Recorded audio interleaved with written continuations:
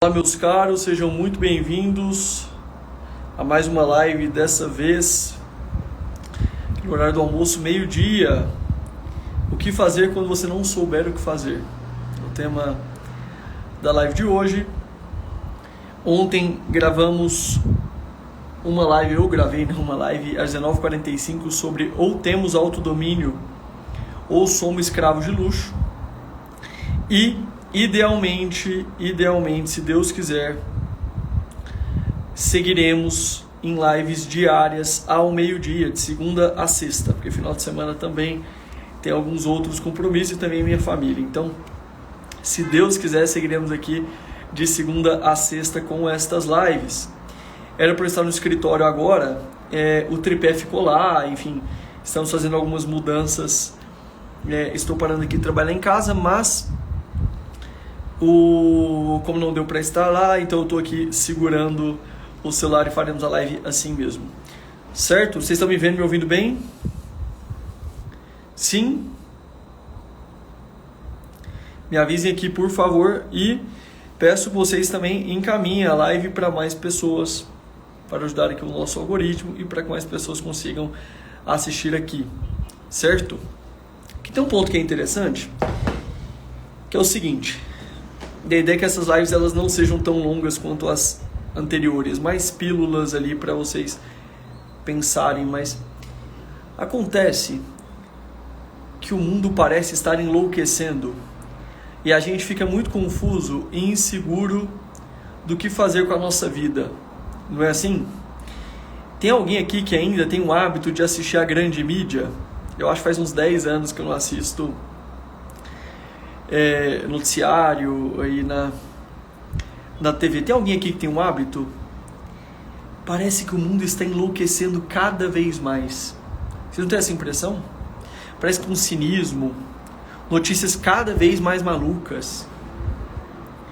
Até mesmo aqui na internet, que dá para dar uma filtrada um pouco melhor, mas mesmo assim, em qualquer âmbito, no âmbito político, no âmbito cultural, no âmbito da música, no âmbito educacional, em qualquer área que a gente olhe, a situação está bem complicada. E no meio de tudo isso a gente pode ficar um pouco desesperançoso e sem saber o que fazer. Talvez você esteja entrando no mercado de trabalho agora, talvez você esteja passando por uma dificuldade no mercado de trabalho, talvez você esteja casando, formando a sua família. E aí surge a seguinte questão: o que eu faço no meio dessa bagunça? Alguém aqui sente isso? Vocês já perceberam isso? Vocês estão entendendo isso que eu estou falando? Esse é um sentimento que aparece na vida das pessoas mais do que parece. E que eu vejo isso com frequência no consultório. Minha comadre veio me perguntar o que fazer para conseguir um namorado para casar. Falei, segue o Augusto Oliveira, ele te mostra, ensina tudo que você precisa saber. Olha só, é isso aí, pessoal, é isso aí. Vocês têm que ficar mais tempo, mais paciência também, né? Porque eu não apareço tanto por aqui, eu quero voltar mais a fazer lives. Então falam isso, aí vocês chegam aqui, não tinha tantos stories, não tinha tantas lives. Então vocês têm que sair peneirando um pouco o Instagram, peneirando um pouco o YouTube para encontrar algumas coisas, mas a ideia é que eu volte a estar mais frequente aqui. Mas vocês percebem isso? Esse sentimento de não saber o que fazer? O que a gente faz então? Isso tem a ver com a live anterior. A pior alternativa é sermos escravos de luxo. Quem assistiu a live anterior vai entender melhor o que eu estou falando, e se não assistiu, depois assista. É sermos escravos das nossas paixões, é sermos escravos da conveniência.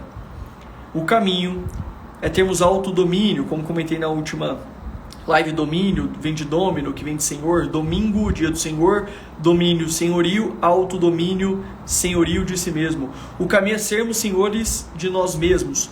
Como? Um caminho fácil para vocês pensarem. Quando você não souber o que fazer, fiquem mais fortes. Quando vocês não souberem o que fazer, fiquem mais inteligentes. E quando vocês não souberem o que fazer... Pera, voltou? Eu não sei onde travou. Aqui na hora, no meio da fala, mas me avisem aqui se travou. Imagino que tenha voltado. Vocês me confirmem aqui, por favor, porque tem um delay entre a minha fala. Boa. Então, quando vocês não souberem o que fazer, fiquem mais fortes, fiquem mais inteligentes e cultivem a religião. Esses 3 pontos são importantíssimos. Por quê? Porque eles aumentam o senhorio que vocês terão sobre a própria vida. Se a vida é difícil, ela é mais difícil se a gente for fraco. Se a vida é difícil, ela é mais difícil se a gente for burro. E se a vida é difícil, ela será muito mais difícil se a gente não tiver uma vida interior, se a gente não cultivar a vida espiritual, se a gente não cultivar o nosso relacionamento, a nossa amizade com Deus. Esses 3 pontos são importantíssimos. A gente tinha que dar um chega para homens e mulheres molengas. Hoje em dia, ninguém está em forma. A saúde das pessoas está num nível deplorável. Mal sobem um lance de escada e ficam ofegantes. E eu me coloco no meio disso. Casei, aí a gente já mudando de apartamento, eu fui montar uma mesa ali na sala, tava montando agachado, aí minha lombar começou a doer. Eu falei, não é possível, na minha idade, casado, marido, pai, com a lombar doendo. E isso foi um estalo ali para eu voltar para academia e voltar ali para as artes marciais quando comecei o jiu-jitsu, e foi uma decisão maravilhosa. Mas hoje a gente tem a régua muito baixa. A gente tem que ter coragem de olhar para o espelho, de olhar para a gente e falar, eu estou aquém do que eu poderia ser. Só da gente colocar a força no lugar, só da gente praticar um esporte, uma luta, especialmente para homens, é especialmente interessante, porque proporciona habilidades valiosíssimas que te permitem defender sua família, de se defender alguém mais fraco, mas além disso, que harmoniza a força, a flexibilidade, a mobilidade, a virtude da coragem, envolve a disciplina, a paciência, a hierarquia, etc. Então a primeira coisa, eu não sei o que fazer, começa ficando mais forte. Se você fica mais forte, o seu corpo funciona melhor. Você coloca os hormônios no lugar, você dorme melhor, você acorda melhor, você tende a comer coisas melhores. Já repararam isso? Quando a gente começa a ficar mais forte, quando a gente faz exercício, a gente quer comer coisas melhores? Ou seja, é um ciclo virtuoso, onde as coisas vão se melhorando. Percebem isso? E se a beleza é o nome que a gente dá para quando a gente olha para algo e fala, era para ser assim. Se eu pego um copo quebrado, esse copo não é belo, porque não era para ser assim. Ele tem um defeito que não permitirá cumprir a sua finalidade. Percebem isso? Ele tem um defeito que não permitirá cumprir a sua finalidade. Agora, um copo do jeito que era para ser, você olha um copo bonito. Quando a gente olha um corpo mais forte, um corpo mais que passou pelo exercício, que foi esculpido pelo exercício, é um corpo mais bonito. Por quê? Porque a gente é capaz de dizer, era para ser assim. Por que era para ser assim? Porque esse corpo consegue correr, consegue agachar, consegue pular, consegue carregar peso. Ou seja, comecem ficando mais fortes. Isso instala a gente na realidade, desenvolve uma série de virtudes que leitura e estudo não desenvolve. Segunda coisa, fiquemos mais inteligentes. A gente tem que parar com essa história de achar, eu tenho que ser só prático, né? A pessoa começou a ouvir algo um pouco mais abstrato, um pouco mais árduo, e já fica, para que eu vou aprender isso? Para que eu vou aprender isso? Quer tirar algo prático de qualquer coisa. Se você ficar tentando tirar algo prático de toda e qualquer coisa, a sua vida vai virar um aplicativo. Você acha que você vai apertar lá e vai chegar o corte da picanha na sua casa? Tudo extremamente rápido, sem ter a pele em jogo, sem ter... E até para a picanha chegar na sua casa com 2 cliques, muitas pessoas tiveram que ter reflexões abstratas e teóricas. Você teve que ter uma série de programadores entendendo a estrutura da linguagem para aprimorarem a linguagem da programação. Você teve que pensar pessoas para entenderem como que faz um negócio. Você teve que ter pessoas para estudar como articular as pessoas para criar uma empresa eficaz e duradoura. Você teve que colocar satélites para ter o GPS da pessoa que vai, para saber o horário que vai chegar na sua casa. Você teve que construir máquinas para tornar o corte da carne mais eficaz, para conseguir guardar melhor, etc, etc, etc. Se você é uma pessoa prática, que não quer ficar estudando, que não quer ter reflexões sobre a realidade, reflexões árduas, o seu destino é ter um cargo pontual e ser sempre refém das circunstâncias. Porque você nunca vai conseguir ter uma visão do todo. E o que mencionei também na live de ontem, Alexandre o Grande, Alexandre Magno, um dos maiores conquistadores, talvez o maior conquistador da história, por ter conquistado quase tudo ali por volta dos 30, um pouco menos, foi educado por Aristóteles, um dos homens mais práticos, com uma das maiores bases filosóficas. E aí o que acontece? Aí você não quer nada, você só quer o que é útil. Então você nunca vai estudar gramática, você nunca vai estudar literatura. Aí daqui a pouco você tem problemas práticos, porque você escreve mal e não tem vocabulário. Aí você não consegue mais mandar e-mail, você não consegue mais fazer uma apresentação, você fica inseguro. Por quê? Porque não tem imaginário, não tem vocabulário, não sabe escrever. É assim ou não é? É. Aí você começa a perder senso estético, porque você não tem contato com as artes, porque você não tem contato com a bela cultura. Aí você começa... A falta de senso estético vai influenciar desde como você organiza a sua própria vida, o seu ambiente, etc, etc, etc. Fiquemos mais inteligentes. Não sei o que fazer, fica mais forte. Não sabe o que fazer, fica mais inteligente. Eu não sei o que você vai fazer a partir do ato de ficar mais forte, mais inteligente, mas certamente surgirão oportunidades na sua vida para você ser uma pessoa melhor. Terceiro ponto, cultive mais a vida espiritual, cultive mais a religião. Isso aqui é importantíssimo. Se vocês ficarem mais fortes e ficarem mais inteligentes, sem cultivarem uma vida moral, sem buscarem realmente ser bons, sem colocar o joelho no chão e a cabeça no céu, sem a gente realmente pensar nas nossas misérias, você se tornará uma pessoa perversa. Por quê?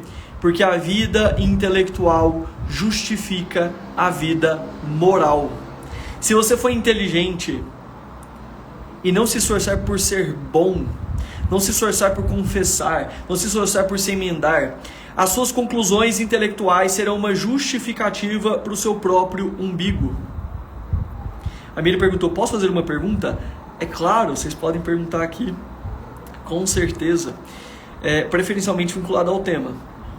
E aí consigo responder aqui melhor, então fiquem à vontade. Mas isso é um ponto extremamente relevante.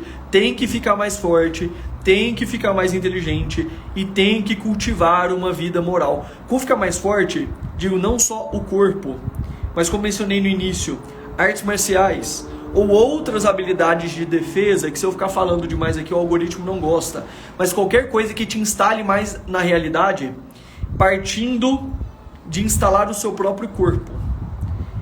Desenvolve a inteligência, se tornando mais inteligente, e busca cultivar a vida interior. A Miri colocou, não tem a ver com o tema, mas te acho a pessoa mais adequada para responder. Olha, uma dica, na dúvida só pergunta, entendeu? É mais fácil do que isso. Então fiquem à vontade, vocês estão em casa aqui, tá? O que acontece? Várias das pessoas mais perversas da humanidade, elas não foram perversas porque elas eram burras no sentido de falta de raciocínio. Justamente porque os seus raciocínios, muito complicados, eles serviam justamente para encantar muitos corações, corrompendo-os. Pensem em grandes figuras que corromperam sociedades e nações. O fizeram com a língua. Por isso que no Gênesis, a maior maldade que tem entra com uma mentira. Por isso que a serpente é pai da mentira e pai da maldade homicida desde o princípio. Se não cultivarmos uma vida moral, olha a história dos maiores hereges. Pessoas que tinham conhecimento das escrituras, mas a própria serpente utilizou as escrituras para tentar Cristo no deserto. As escrituras são de fato inspiradas por Deus, mas o próprio demônio utiliza as escrituras para tentar a Cristo. A gente não pode ficar caindo também em versiculite, separando versículos como se a gente quisesse para qualquer circunstância, sem buscar cultivar uma vida moral, porque dá para tirar qualquer coisa. Basta pensar que há dezenas de milhares de denominações protestantes diferentes entre si, considerando ramos e sub-ramos, que discordam entre si. Então, por exemplo, uma série de discordâncias entre batistas, luteranos, presbiterianos, etc. E há os sub-ramos. Todos eles partindo do mesmo livro. Olha o tanto que é difícil simplesmente se guiar pela vida intelectual, pura e simplesmente. A coisa não é simples. Um caso curioso, para fechar aqui, Henrique VIII, quando funda a igreja anglicana, queria divorciar da esposa. Se não me engano, teve 6 ou 8 casamentos. Agora me foge o número exato. E ao invés dele se moldar à verdade, moldou a verdade a si mesmo. O nome disso é mentira. E funda a igreja porque ele queria casar com outra mulher. Vida intelectual sem vida moral é um caminho infernal. Certo? Estava conhecendo um irmão, disse...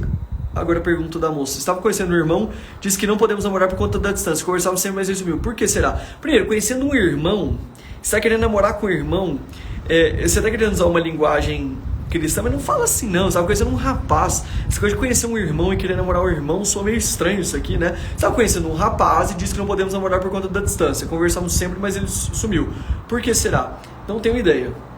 Para eu ter ideia, eu deveria conhecer o que vocês conversaram, quem é você, quem que é ele, o que aconteceu na circunstância concreta para eu conseguir te ajudar. Não existem respostas genéricas para circunstâncias tão concretas e específicas, eu tinha que conhecer, mas provavelmente ele não teve interesse o suficiente, porque quando o homem tem interesse, assim, de forma geral ele dá um jeito, ele dá seus pulos, certo?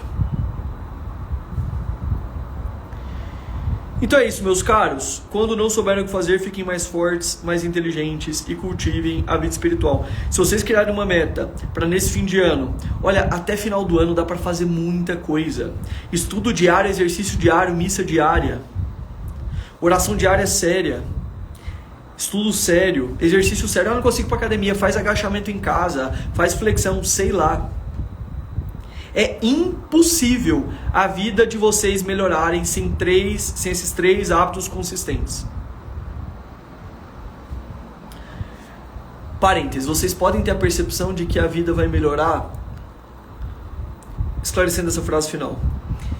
É impossível a vida não melhorar com estes 3 hábitos consistentes. Ou seja, se vocês cultivam o exercício, se vocês cultivam a inteligência, se vocês cultivam a vida espiritual, sua vida necessariamente irá melhorar. Mas você pode achar que a sua vida é capaz de melhorar sem isso. Mas o que está acontecendo é que você está se aburguesando. Porque provavelmente você vai considerar que você está ganhando dinheiro, só que você está ficando mais burro, mais fraco e sem vida interior. Então você vai achar que sua vida é boa porque você viaja para a Europa. Esse é o tipo de pessoa que é cuspida no Apocalipse. Quando Cristo aparece... Tu não és frio nem quente, oxalá fosses frio ou quente, mas como tu és morno, te vomitarei. E ele explica, pois dizes, logo no versículo seguinte, pois dizes, sou rico, faço bons negócios e nada me falta, e não reconheces que és nu, miserável, pobre, cego, etc. Ou seja, quando a gente coloca a esperança naquilo que é meramente material, e acha que a sua vida está boa, simplesmente porque não falta comida, não falta ar-condicionado, você viaja para a Europa, ter uma visão absolutamente amputada do que é a vida humana. E por isso, numa conversa com um amigo muito querido que produz muitos conteúdos por aqui, que conversamos que muito provavelmente o caminho para o inferno se parece com a primeira classe, uma vez que o excesso de conforto material é ótimo para anestesiar as consciências em relação àquilo que importa. Não que isso em si mesmo seja um problema, mas porque às vezes a gente esquece de olhar para o alto quando a gente coloca todas as nossas esperanças num champanhezinho, né? Num apartamento legal, numa comidinha gostosa, numa viagem para a Europa, etc. Então, pratiquem esses 3 hábitos, que eles em si mesmos são árduos, eles em si mesmos, ajudarão a ordená-los a cultivarem virtudes, e eles nos proporcionam uma instalação na realidade que nos causa um norteamento maravilhoso no meio em tanta confusão. Certo? Então é isso, meus caros. Um abraço a todos e nos vemos amanhã, se Deus quiser, 12:00.